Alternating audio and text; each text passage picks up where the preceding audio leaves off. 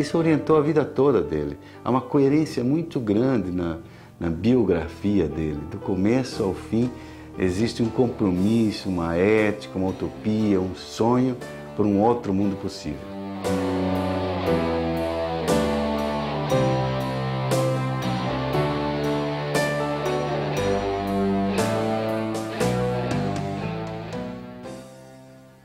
Paulo Freire foi, continua sendo importante, porque ele despertou nas pessoas a crença de que era possível mudar o mundo. Isso o tornou insubstituível como educador. Isso o torna insubstituível hoje. Essa condição de Paulo Freire de despertar tanta gente no mundo, até hoje continua fazendo isso, porque é toda uma obra orientada por esse fio condutor de generosidade, de altruísmo. Há na obra de Paulo Freire uma imensa reserva de altruísmo. Portanto, de generosidade, de bondade, que são as características da humanidade.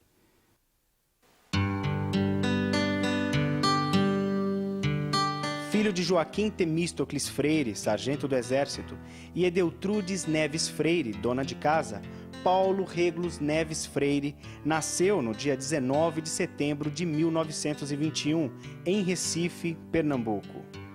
Paulo Freire aprendeu a ler com os pais, à sombra das árvores do quintal. Sua alfabetização partiu de suas próprias palavras, palavras de sua infância, de sua prática, de suas experiências como criança. Cedo, Paulo Freire sentiria um mal que assolava milhões de brasileiros: a fome. A crise de 1929 obrigaria a família Freire a mudar-se para Jaboatão, a 18 quilômetros de Recife. Aos 13 anos, Paulo perde o pai. Com isso, seus estudos secundários foram adiados. Só voltaria para o então ginásio com 16 anos, quando seus colegas tinham 11 ou 12. Mas, vivendo em Jaboatão, correndo pelos campos, jogando futebol, Paulo se encontrava com filhos de camponeses e operários que moravam em morros e córregos. Essas experiências foram moldando em Paulo Freire uma forma diferente de pensar e se expressar, que era a sintaxe popular, a linguagem popular. Paulo Freire queria muito estudar, mas as condições econômicas não o permitiam. Paulo tentava ler ou prestar atenção, mas a fome dificultava. Mais uma vez, a experiência lhe ensinava a relação entre classe social e conhecimento. A situação melhorou quando seu irmão mais velho começou a trabalhar. Paulo começou a ir melhor na escola. Seu interesse por linguagem, gramática e filosofia foi crescendo. Ao final do antigo colegial, Paulo já lecionava gramática. Paulo Freire ingressou na Faculdade de Direito do Recife. Nesta época, conheceu Maria Elza Maia Costa de Oliveira, professora primária, alfabetizadora, com quem se casou em 1944. Freire, com 23 anos, trabalhava como professor secundário. Foi Elza quem o estimulou a se dedicar aos estudos de forma sistemática, chegando mesmo a colaborar no método que o tornou conhecido. Com ela, teve 5 filhos.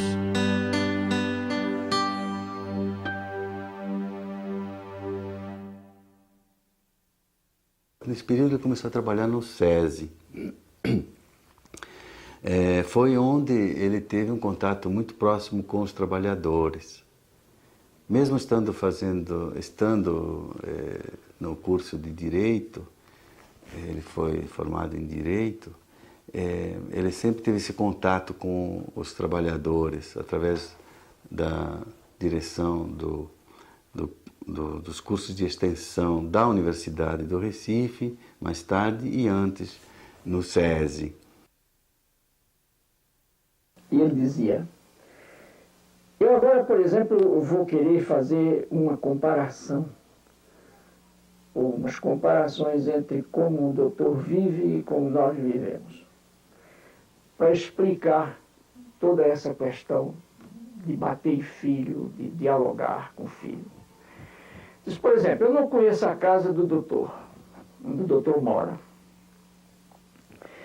Mas eu não tenho dúvida nenhuma de que ele mora numa casa solta dos dois lados. Essa é uma expressão muito nordestina. Quer dizer, uma casa de oitões livres. Como é essa casa aqui? É livre desse lado, livre do lado de lá, solta no terreno. Então ele deve morar numa casa solta dos dois lados. Deve ter um jardinzinho na frente, com uma graminha inglesa. Aí diz, quantos filhos o senhor tem? Eu disse, eu tenho 5. 3. Nessa altura eu já estava começando a ficar assim. Eu tenho 3 meninas e 2 meninos. Eu disse, muito bem. Então o senhor tem, a sua casa deve ter um quarto muito bom para o senhor e sua mulher. Depois deve ter 2 quartos grandes, onde deve dormir as 3 meninas. Quer dizer, uma pode dormir, mais velha, num quarto só, a outra dorme nos 2, e um terceiro quarto dorme 2 meninos. Então o senhor deve ter um quarto para seus livros. O senhor é doutor, tem que ter livro. Tem os seus livros aí. Agora, tem uma boa cozinha com toda a linha Arno. Isso era uma coisa que nos anos 50 se falava muito, a linha Arno. Eu até nem devia fazer propaganda da Arno. Então tinha batedor, tinha isso, toda uma série desses instrumentos primeiros, não técnicos de cozinha. O senhor deve ter um chuveirinho elétrico, toma seu banho morno. Tem uma sala boa para comer. Os meninos têm comida, têm leite, têm roupa, têm médico. Basta dar um espirro, sua mulher chama o doutor vai lá, o tal do pediatra, examina os meninos e dá o remédio. Quando o senhor chega de noitinha em casa, eles estão já de banho, o último banho já foi tomado. Eles tomam a sopinha deles e tomam a benção, pai, e vai tudo dormir direitinho depois que brinca. E o senhor fica sozinho com sua mulher, vê um cineminha se quiser, vai ao cinema, visita um amigo, volta para casa mais tarde. O senhor dorme bem, deve ter ventilador no mínimo. Agora, se o senhor não tiver diálogo com seus meninos, o senhor é que não merece respeito nenhum. Agora, como é que nós moramos? Numa casa que tem um quarto só que é tudo. É banheiro, é sala, é quarto de dormir, é tudo, com os cachorros misturados. Quando nós chegamos em casa às 10, 8 horas da noite, 7 horas da noite, os meninos estão endiabrados porque não comeram bem, estão sujos, não tem água para tomar banho, porque a gente não tem banho, não tem chuveiro elétrico, a gente não tem água assim solta em casa. Os meninos estão com fome, chateados, cansados, aborrecidos e impertinentes, e nós não podemos deixar de dormir, porque no dia seguinte, às 4 horas da manhã, a fábrica apita para acordar o bairro inteiro. E é isso mesmo. As fábricas despertam a cidade, não é apenas o seu operariado. E aí dizia ele, agora como é que o senhor vai querer que com uma situação como essa a gente tenha o diálogo que o senhor quer? E eu morto, quer dizer, o homem fez naquela noite uma análise de classe que eu não tinha sido capaz de fazer. Em Angicos, uma pequena cidade no sertão do Rio Grande do Norte, à beira da antiga estrada de ferro, começaram uma revolução. É uma revolução de verdade, séria, bem organizada. Sua primeira fase durou apenas 40 horas. É uma pequena revolução cristã, o alvorecer de autêntica reforma de base que está repercutindo em todo o Brasil e que possivelmente logo envolverá o país inteiro. 15 universitários chegam a Angicos para tirar do escuro aquela gente. Voluntários sacrificaram as férias e o conforto de Natal para começar o processo revolucionário da educação. Vieram ao sertão para ajudar a salvar o Brasil com honestidade.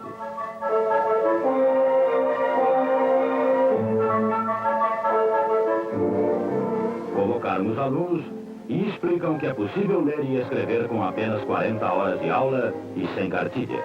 Integraram-se no grupo, ouviram os seus problemas, recolheram um vocabulário básico da região, instalaram as salas de aula nas casas maiores Trouxeram cadernos, lápis, lampiões de querosene e também ânimo e a verdadeira esperança. Em Angicos, Rio Grande do Norte, Paulo Freire realizou uma notável experiência de alfabetização de adultos. 300 trabalhadores rurais foram alfabetizados em 40 horas. Do sucesso desta experiência, resultou o convite de Paulo de Tarso Santos, ministro da Educação do governo de João Goulart, para que Paulo Freire implantasse um programa nacional de alfabetização de adultos.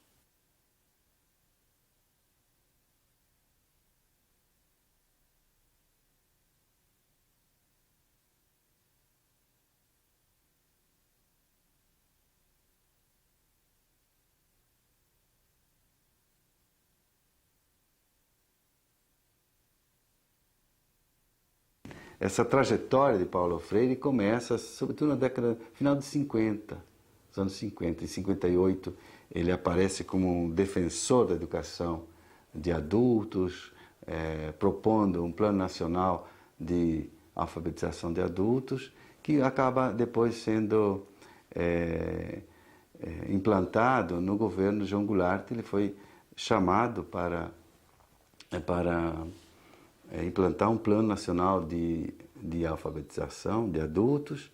Isso foi já em 63 e, é claro, com o advento da ditadura, com o golpe militar de 64, ele foi exilado, justamente por temer que o método Paulo Freire, que as suas ideias despertassem desejos revolucionários, etc., e o governo discricionário, o governo autoritário, não estava nada interessado em Paulo Freire, muito pelo contrário. No Chile, eu recém-chegado, um dia saio com um companheiro chileno e põe a mão no ombro dele, bem a meu jeito. E ele se sente mal e faz assim, dá um trejeito no corpo e olha para mim e me diz: Paulo, no Chile, um homem não põe a mão no ombro do outro homem. Ele disse: olha, muito obrigado, eu não sabia tudo, mas eu te agradeço. E quando foi mais tarde que tomei meu ônibus para ir para casa, eu fui pensando no ocorrido e dizia a mim mesmo: puxa, falta alguma coisa a uma cultura que rejeita um gesto afetivo. E anos depois eu vou à África pela primeira vez e vou dar um curso na Universidade de Dar es Salaam, na Tanzânia. E fiquei maravilhado, porque chego e encontro um campus da universidade cheio de mangueiras, cheio de cajueiros, tudo florido, florando com perfume. E no intervalo da primeira aula, eu saio passeando no campus com um professor tanzaniano que estava no curso. E, de repente, ele agarra minha mão e faz assim com minha mão e fica balançando assim no jardim. E eu feito doido, entende, com aquilo de: meu Deus do céu, se um recifense passa por aqui agora, que vai dizer que Paulo se degenerou completamente. E eu não concordaria com essa análise, viu? Mas afinal de contas, eu estranhava lá dentro de mim mesmo, estava vendo aquela resposta macha, não? E como é que homem pega a mão de homem, tudo. E mais adiante ele tem a impressão que ele quis tirar o cigarro dele, soltou minha mão e eu meti as duas nos dois bolsos, uma cá, outra cá, para não dar mais chance a pegar na minha mão, entende? E quando fui para casa, eu disse: se realmente há alguma coisa errada na minha cultura que não permite um gesto afetivo. Quer dizer, a mesma coisa. Então, vocês não imaginam quanto eu aprendi no segundo momento dessa prática, dessa experiência do corpo, do toque do corpo. E aí eu me curei. Não? Me lembro que anos depois, 2 ou 3 anos depois, eu fui à Índia e passei mal, quase morro, com uma infecção provocada por um inseto, e tive 40 graus, 42. de febre, com assistência médica diária, com enfermeira dentro do meu quarto o dia inteiro, 24 horas, um negócio muito sério. E eu me lembro que o médico pegava minha mão, o médico indiano pegava minha mão, alisava minha mão, entendeu? E dizia, Dr. Freire, não se preocupe, eu vou deixar você vivo de novo, bom, com a saúde. Alisando minha mão, e eu não sentia nada mais, estava completamente curado. No exílio, trabalhando na reforma agrária, ele começou a escrever suas grandes obras, né? Em 67, publicou em português Educação com Prática de Liberdade, escreveu em 68 Pedagogia do Oprimido. Depois de Pedagogia do Oprimido, depois do Chile, ele foi por um curto período nos Estados Unidos, viveu 10 anos, a década de 70 inteira, em Genebra, mas ele não vivia em Genebra, ele estava na África, porque ele residia em Genebra, mas ia constantemente, passava meses na África, nas colônias que estavam se libertando e se libertaram. Esse foi um período muito rico, porque Paulo Freire teve uma experiência brasileira, uma experiência latino-americana, uma experiência norte-americana, uma experiência europeia, uma experiência africana. Paulo Freire se tornou cidadão do mundo. A África o tornou cidadão do mundo. Foi a grande experiência dele. E dizem até que o livro Cartas à Guiné-Bissau é mais importante do que Pedagogia do Oprimido. Alguns defendem isso, porque é o momento em que Paulo Freire aproveita essa imensa experiência de mundo e trabalha como reerguer a educação e o sistema de educação, trabalha as ideias dele na prática. Claro que sempre trabalhou na prática, Paulo refletia a prática o tempo todo, mas é um momento de maturidade de Paulo Freire. Ele reescreve a Pedagogia do Oprimido, a Pedagogia da Esperança, que é uma releitura da Pedagogia do Oprimido, Cartas a Cristina, e aí ele começa a escrever livros na década de 80, dialogados. Ele não queria escrever só ele queria aí escrever com os outros. O que eu buscava já naquela época, nos anos 50, era uma crítica à educação brasileira e até não só brasileira. E aí, obviamente, que eu incluía nessa crítica a crítica ao formalismo mecanicista das práticas da alfabetização de adultos. O Paulo Freire disse que não era um inventor de um método. De fato, é preciso entender isso, porque quando se fala em método, Paulo Freire não se fala em uma técnica, uma mera técnica, né? Se fala numa teoria do conhecimento. E é uma teoria do conhecimento embasada numa antropologia, isto é, o método, a originalidade do método decorre exatamente de que esse método foi inventado, foi construído por Paulo Freire a partir de uma visão de mundo, a partir de uma visão de ser humano. Como é que o ser humano aprende? Essa é a primeira pergunta que a gente faz. Por que aprende?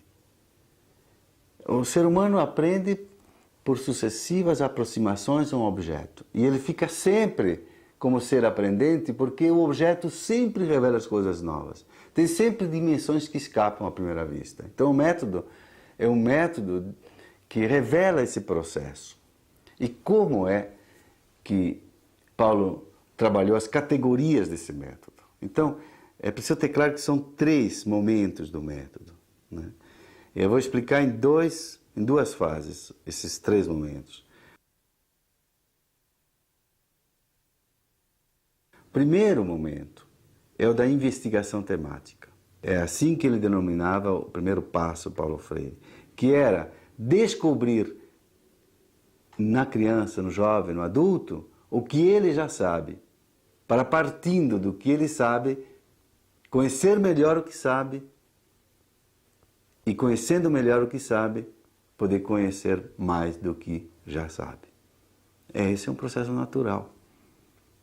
Para isso, Paulo Freire dizia, não tem outra coisa a não ser motivar, seduzir, porque existe já uma curiosidade no ser humano, jovem, criança, adulto, todos. Não é? Ele não se aplica só a adultos, não é um método de educação de adultos. Segundo momento é o momento da tematização.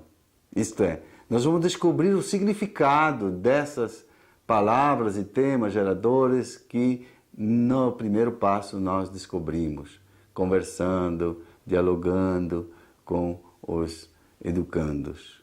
Então, é uma tarefa interativa, educador-educando, porque quem constrói conhecimento é o educando, é um sujeito.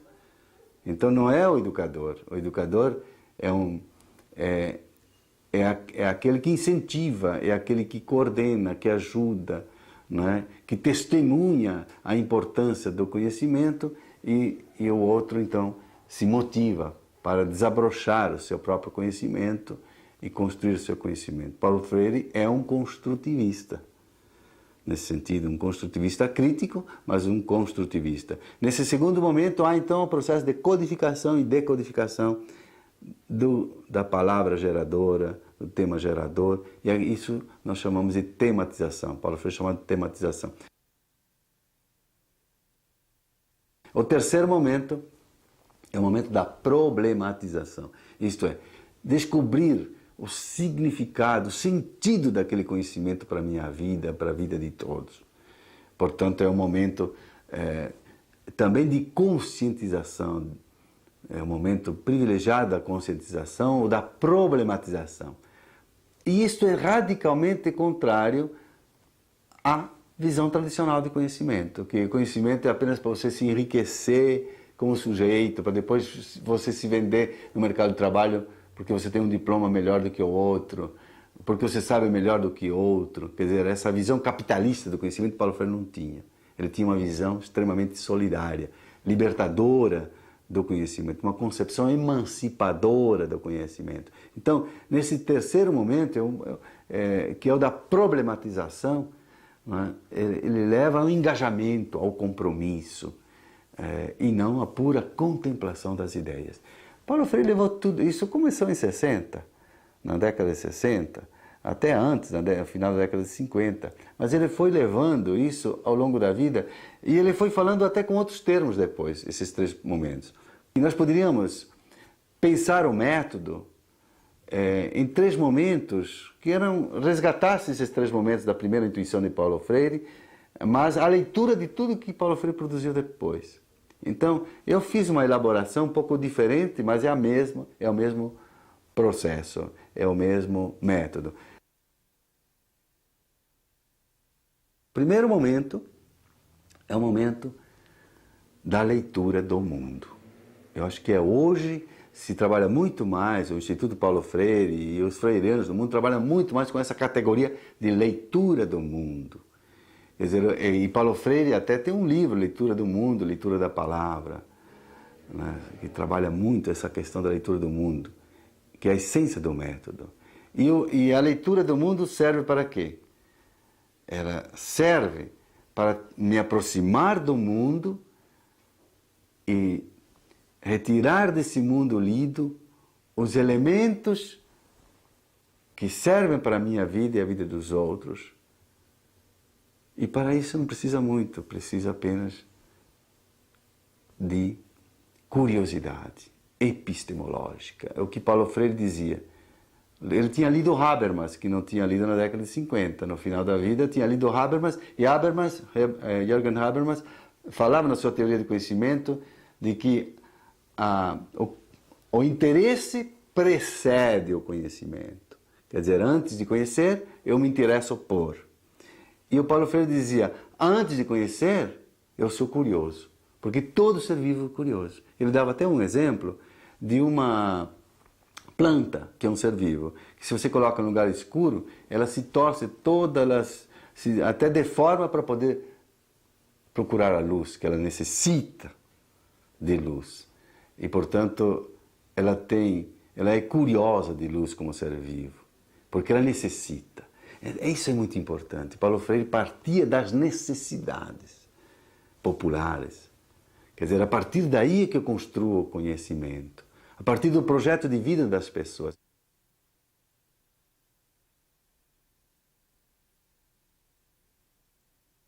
Segundo momento é compartilhar o mundo lido. Isso é muito importante entender, porque para Paulo Freire não há conhecimento válido, a não ser que ele seja um conhecimento compartilhado com o outro. E para esse segundo momento, exige-se o diálogo. Não é mais a curiosidade do primeiro momento, é o diálogo no segundo momento. Então, se eu perguntar a quem está do meu lado, você também lê o mundo? É assim mesmo? Nós coincidimos, estamos coincidindo, isso é amarelo, isso é verde, isso significa aquilo, aquilo outro. Então, há um diálogo, se estabelece uma troca, para ver se a minha leitura do mundo está correta. E Paulo Freire tinha lido Thomas Kuhn sobre os paradigmas científicos. E Thomas Kuhn dizia, só é conhecimento válido, só existe uma lei, quando um colegiado, um conselho, um conjunto de cientistas afirma que aquilo é lei.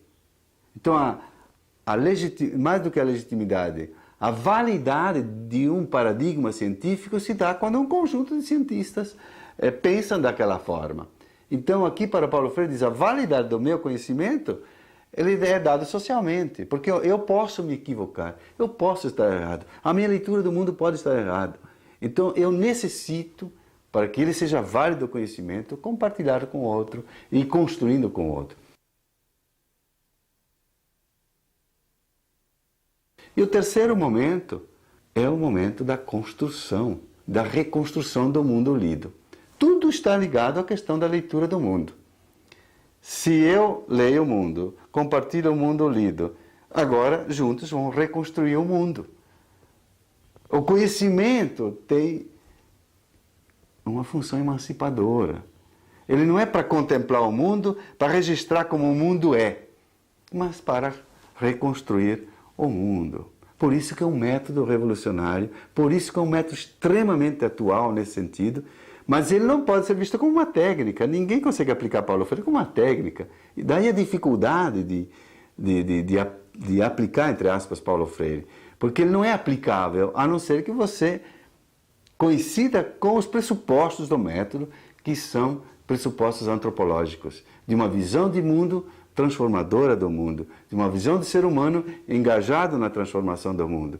Então, o conhecimento, ele adquire uma função libertadora. E isso é muito importante de entender quando se fala em método Paulo Freire, senão a gente vai simplesmente reduzi-lo a uma pura técnica.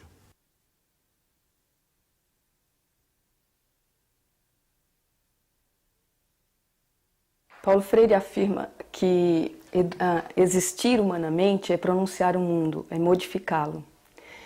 E uma educação como prática da liberdade, que foi a grande causa pela qual lutou Paulo Freire a vida inteira, ela não pode se dar sem o conhecimento do mundo, da realidade em que os educandos estão inseridos. Os educandos, quando chegam à escola, quando chegam à sala de aula, chegam com eles histórias de vida, experiências, saberes, conhecimentos, formas de interpretar a realidade. Esses educandos convivem com uma determinada família, com um determinado grupo, aprendem com essa família a valorizar determinadas ideias, determinados comportamentos. E a escola não pode ignorar essa forma de esses educandos estarem sendo no mundo, estarem interpretando essas realidades. Eles têm uma forma de se expressar, dominam um determinado nível linguístico, têm uma concepção do mundo feminino, do mundo masculino, dos grupos étnicos, raciais, das opções sexuais. E a escola não pode estar alheia a essa forma de pensar, de interpretar a realidade que esses educandos trazem. Eu não posso, enquanto educadora ou enquanto educador, autoritariamente, sem conhecer essa realidade, esse contexto, determinar os conteúdos com os quais eu vou trabalhar. Então, Paulo Freire fala que a educação como prática da liberdade é uma educação dialógica. E diálogo aí não significa você determinar na sala de aula que uma vez por semana ou a cada 15 dias, você vai abrir espaço para ouvir o seu aluno falando sobre um determinado assunto, o que ele pensa sobre um determinado assunto. O diálogo nessa perspectiva começa quando o educador se questiona, se pergunta sobre o que ele vai dialogar em sala de aula. Ou seja, o diálogo começa aí quando o educador pensa no conteúdo programático, com que conteúdos ele vai trabalhar em sala de aula. E esses conteúdos partem desse estudo, desse conhecimento, dessa leitura do mundo, desse contexto em que os educandos estão inseridos.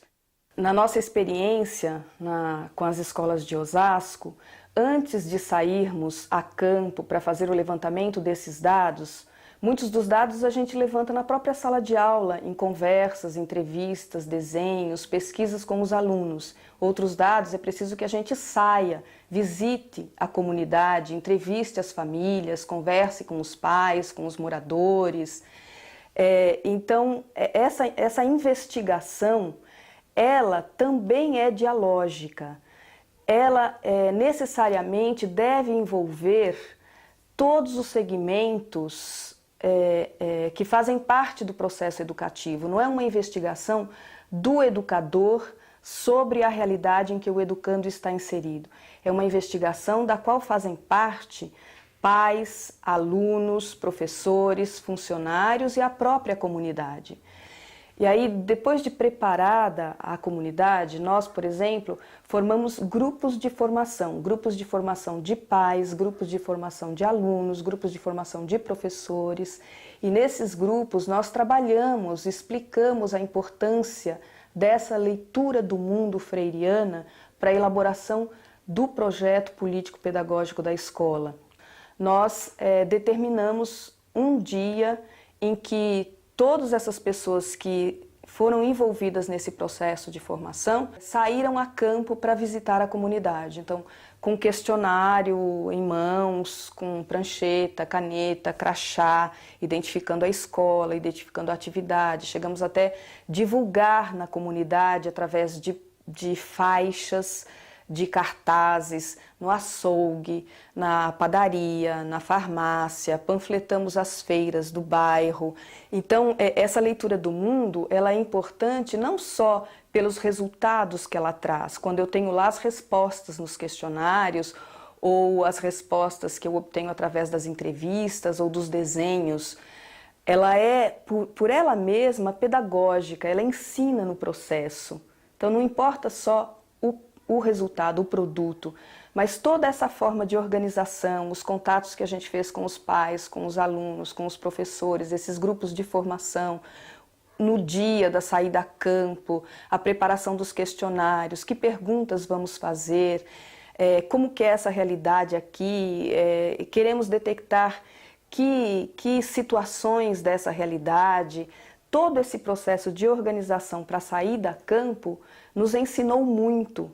Foi um total de 167 famílias entrevistadas.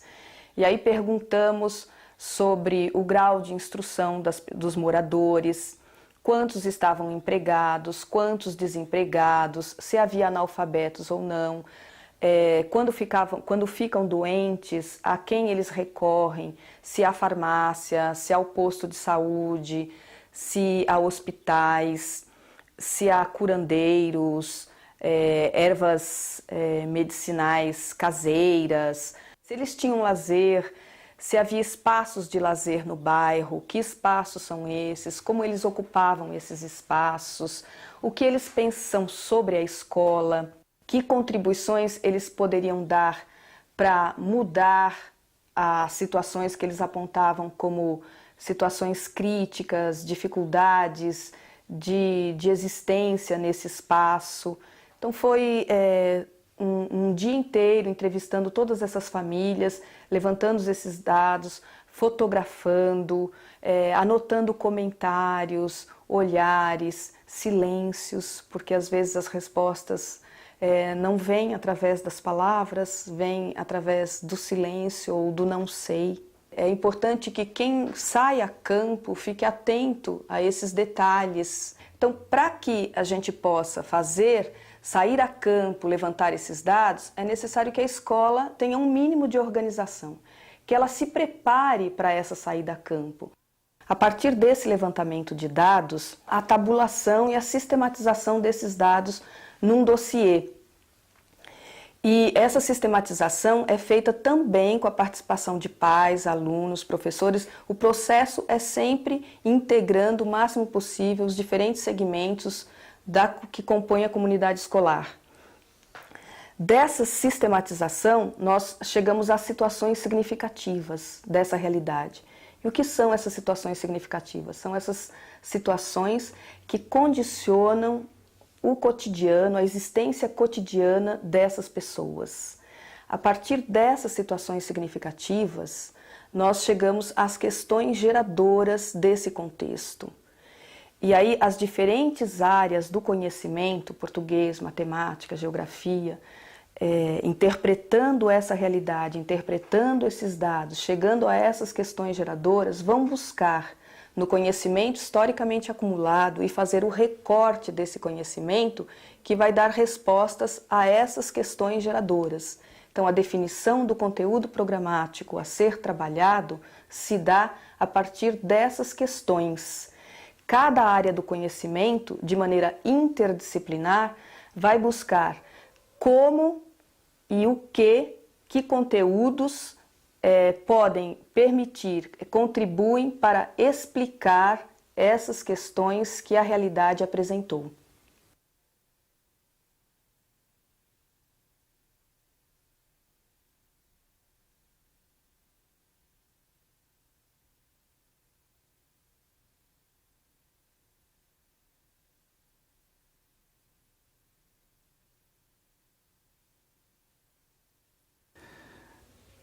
Eu fui professor de História e Filosofia da Educação durante 22 anos. E durante esses 22 anos fui anotando, como todo professor faz, as coisas mais bonitas que aprende e tal. E nesse percurso todo eu fui anotando definições de educação. Eu sempre fui curioso disso. E eu acho que a definição melhor, não é porque estou falando de Paulo Freire, né? Mas a melhor definição de educação é do Paulo. Quando ele dizia que educar-se é impregnar de sentido cada ato cotidiano. Ele usava até a expressão encharcar. Né? Ele era muito epidérmico, Paulo. Né? Encharcar de sentido. Molhar de sentido. Quer dizer, a gente só aprende mesmo quando aquilo que está aprendendo é significativo para a gente. Nós não aprendemos nada que não seja importante para nós. Aí podemos até aprender por imposição, mas nós vamos esquecer. E faz bem esquecer. Faz bem à saúde esquecer coisas ruins que a gente aprende por obrigação. Né? Então, acho que essa definição, para mim, me satisfaz muito. Quer dizer, eu me educo apenas no momento que aquilo que eu estou aprendendo, me relacionando, porque os conteúdos não são só curriculares, do saber científico, técnico. Existem conteúdos atitudinais, conteúdos das pessoas, das relações. E Paulo Freire fica muito atento a essa coisa das atitudes. Não é um palmo de conhecimento que me faz diferente. São atitudes que eu posso ter com os outros, que me faz um ser educado. Não é? Então eu queria partir dessa definição de educação para situar nessa concepção de educação de Paulo Freire como é que ele via o conhecimento. Em primeiro lugar, nós aprendemos ao longo de toda a vida. Isso está claro. Porque no último livro dele, Pedagogia da Autonomia, ele fala que nós somos seres inacabados e por isso que estamos aprendendo sempre. Então nós temos que nos reconhecer como seres inacabados e continuar aprendendo ao longo de toda a vida. É incrível como Paulo realmente dá uma resposta muito atual, porque hoje se fala muito em educação permanente, educação contínua, e é exatamente isso que Paulo Freire tinha como base de sua teoria. Não há tempo próprio para aprender, aprendemos a vida toda. Segundo, aprender não é acumular conhecimentos. E hoje, sobretudo, os conhecimentos são tão voláteis. As informações envelhecem tão rapidamente que não adianta ficar acumulando informações, não é? E dados, datas, fatos, não é? Porque isso vai logo ser superado, não é? O que não é superado é a nossa capacidade de continuar aprendendo. Por isso que a terceira tese, digamos, de Paulo Freire sobre aprendizagem é que o importante é aprender a pensar e a pensar a realidade, não pensar pensamentos e reproduzir pensamentos. Uma quarta tese é de que decorre de toda a sua obra, da leitura da sua obra, é que é sempre possível aprender, é um sujeito que aprende e não é um coletivo que aprende. Nós aprendemos em contato com o mundo, com o outro, mas é sempre um sujeito que aprende. Daí Paulo se preocupar muito com a identidade na aprendizagem e respeitar a identidade. Uma vez me perguntaram qual era, inclusive, das teses de Paulo Freire a mais importante, que estava ligada ao êxito da obra dele, por que era importante no mundo. Hoje ele está sendo... existem freirianos em 90 países, segundo nossos fichários aqui, nossa Unifreire aqui no Instituto Paulo Freire, nós catalogamos os autores que estudam Paulo Freire. E já conseguimos catalogar 90 países, em 90 países. Por que ele foi importante e atraiu, houve ressonância nesses outros educadores, esse pensamento de Paulo Freire? Justamente porque a teoria dele é uma teoria de respeito do outro. Paulo Freire não... Mesmo a teoria é muito próxima da vida dele também, quer dizer, você tem em Paulo Freire uma coerência absoluta entre a teoria e a prática. Por isso que ele era um ser também que respeitava o outro, que não humilhava o outro, que não estressava o outro. E a sua teoria também é uma teoria que tem um respeito profundo pela identidade do outro. E hoje, nesse momento em que existe tanta dificuldade de diálogo no mundo, né? Porque há guerras, há todo um conflito que está se armando no mundo o tempo todo. Parece que estamos sempre querendo encontrar um inimigo e separando o bem do mal. E Paulo Freire nos dá uma teoria que nos orienta, que é a teoria do diálogo, do respeito pelo outro. Então, o aprendiz é um sujeito e tem que ser respeitado na sua própria identidade. Se ele não tem identidade, se não tem autoestima por ele mesmo, dificilmente ele aprende. Então, isso faz parte da teoria do conhecimento dele. E, finalmente, uma última tese. Só aprendemos quando aquilo que estamos aprendendo faz parte do nosso projeto de vida. A relação entre Paulo Freire, vida e conhecimento, em Paulo Freire, é muito importante. Aprendemos, realmente, se a escola, de certa forma, prolonga o meu projeto de vida como estudante, eu consigo me identificar muito com a escola. A escola consegue ser prazerosa para mim e, nesse prazer, eu aprendo. Então, se educar é impregnar de sentido na nossa vida, o educador é quem? É o profissional do sentido. Então, uma consequência lógica que eu tiro daí é um profissional que orienta, que ajuda, que nesse mar do conhecimento, porque há espaços de conhecimento hoje múltiplos, a escola é um deles, né? Mas a escola tem um específico. E tem um profissional específico que é um profissional do sentido, que dá sentido, que constrói sentido. Eu tiro isso como uma consequência já estou tirando, claro, continuando um pouco a partir do que Paulo Freire nos legou. tirando consequências do seu pensamento. Com relação ao professor, então, é muito mais um animador, é muito mais um organizador da aprendizagem do que um lecionador que fica dando aulas apenas, não é? Comunicando apenas, dando comunicados. Ele ajuda a organizar o trabalho. E não é isso que é a coisa mais importante, é o aluno ter capacidade de organizar o seu trabalho, de caminhar por ele mesmo, de ter autonomia intelectual. Esse é um papel fundamental da educação, fazer com que o aluno tenha autonomia intelectual e consiga andar com as próprias pernas. Se a escola de Paulo Freire é uma escola cidadã, ela é uma escola que ensina para e pela cidadania.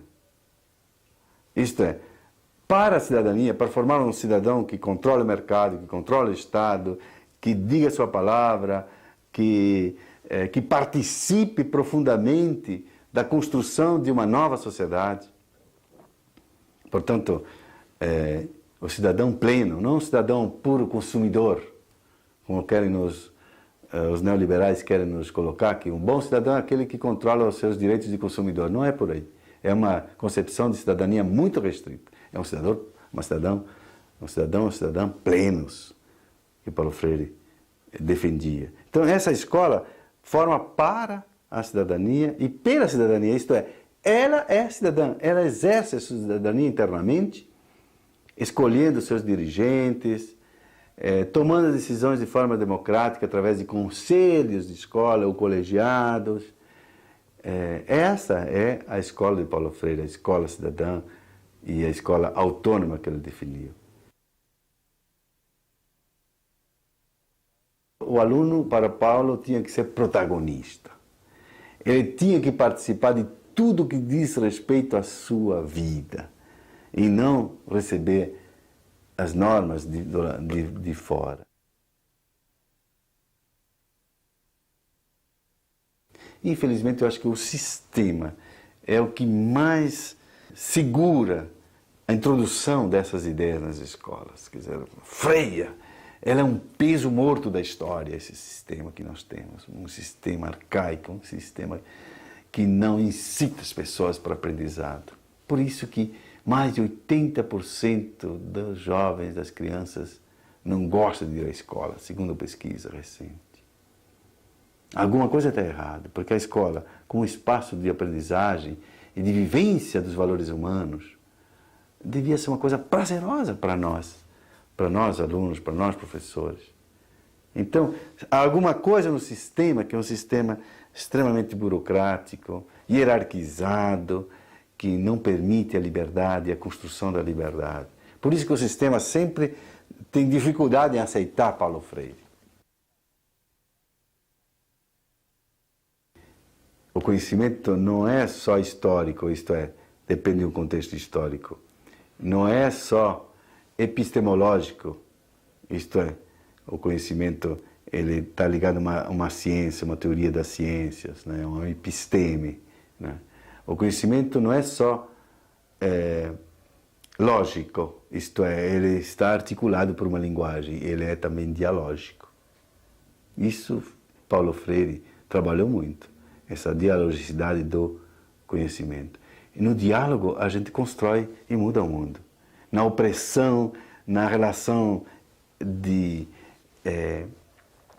puramente unilateral, que a escola tradicional ela é sempre unilateral, de cima para baixo, e ela sempre procura incutir ideias, doutrinar. Ela é doutrinadora, a escola tradicional. É doutrinadora, ela quer formar gente, em vez de querer formar-se formando.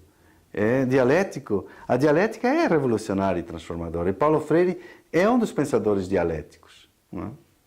Quer dizer, ele leu Marx, ele leu Habermas, ele leu Gramsci. Claro que ele fez uma síntese própria. A contradição é o berço da mudança, o berço da liberdade, o berço da transformação. E a contradição se dá apenas quando existe diálogo. O conflito não exclui o diálogo gera conflito e o conflito pode gerar diálogo. E Paulo Freire trabalhou muito com essa relação de diálogo e conflito o tempo todo. E o conflito tem que ser humilde, tem que reconhecer que a gente só conhece um pouco da realidade e que a gente vai somando esses conhecimentos e aumentando o conhecimento. E aumentando e socializando esse conhecimento. Quer dizer, a revolução está exatamente nesse compartilhamento do mundo que exige solidariedade, diálogo.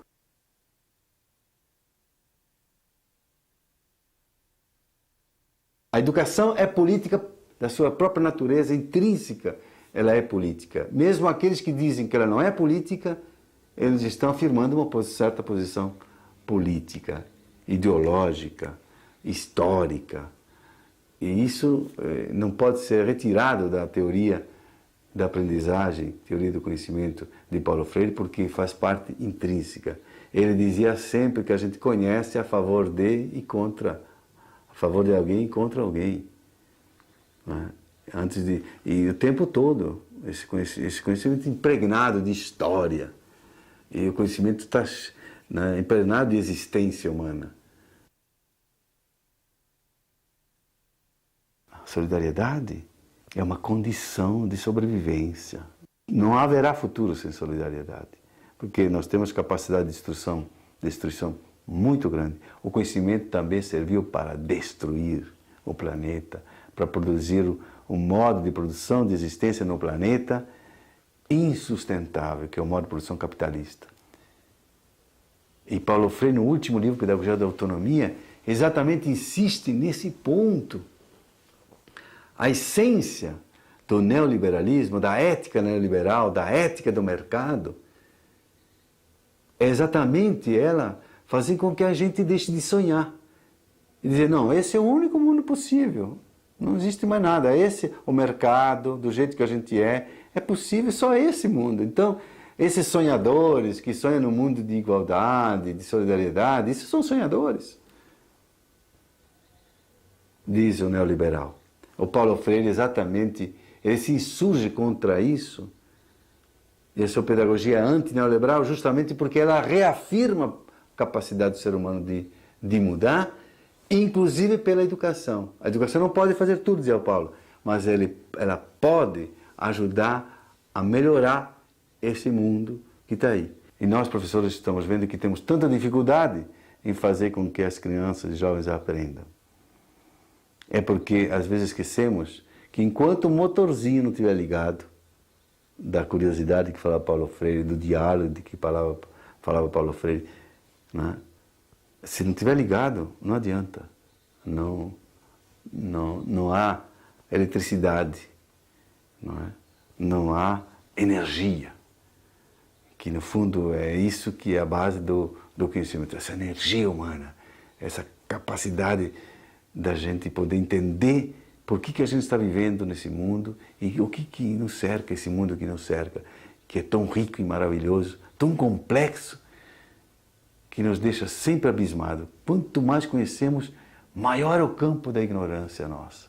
Descobrimos que é maior o campo da ignorância. E essa humildade diante do conhecimento e do mundo deve ser despertada por um professor, que é educador na perspectiva freiriana.